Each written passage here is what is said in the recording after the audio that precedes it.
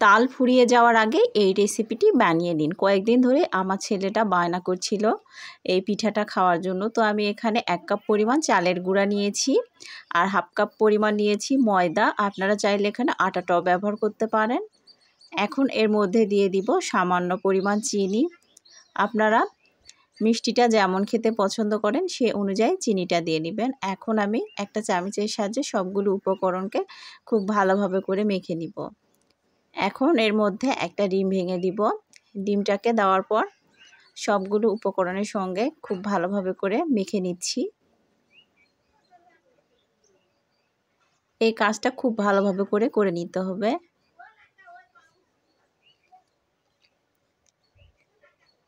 তো আমার মাখানো হয়ে গিয়েছে। এখন আমি এর মধ্যে তালের রসগুলোকে দিয়ে দিব।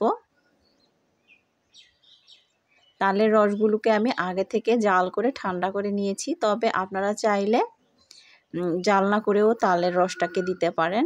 তো এখন তালের রসটাকে দিয়ে আবার আমি সবগুলো উপকরণের সঙ্গে খুব ভালোভাবে করে মেখে নিব।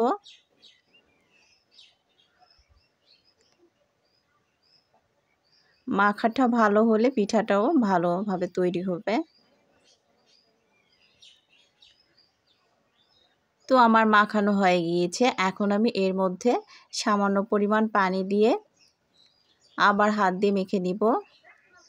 ব্যাটারটি এমন হবে, খুব পাতলাও হবে না, খুব ঘনও হবে না। আমরা যেভাবে তেল পিঠা বা পোয়া পিঠা বানাই।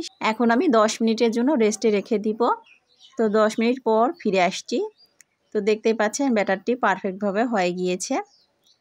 এখন আমি চুলায় কড়াই বসিয়ে দিয়েছি, তার মধ্যে দিয়ে দিব তেল। তেলটাকে খুব ভালোভাবে গরম করে নিতে হবে। এখন আমি পিঠাটাকে দিয়ে দিব। আর এই সময় চুলার আঁচটা মিডিয়াম টু লোতে রাখবো। তো আমি এখন পিঠাটাকে উল্টিয়ে পাল্টিয়ে ভালোভাবে করে ভেজে নিব। তো পিঠাটি ভাজা হয়ে গিয়েছে, এখন আমি তুলে নিব।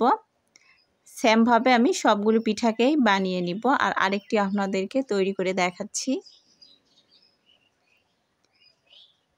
তো পিঠাগুলো কতটা ফুলে উঠেছে দেখতেই পাচ্ছেন।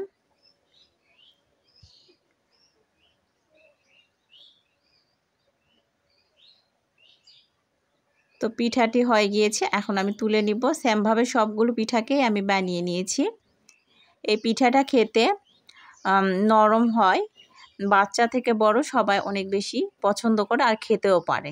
তো আমি একটি আপনাদেরকে ভেঙে দেখাচ্ছি। ভিডিওটি ভালো লেগে থাকলে বাসায় এইভাবে একবার তৈরি করে খেয়ে দেখবেন।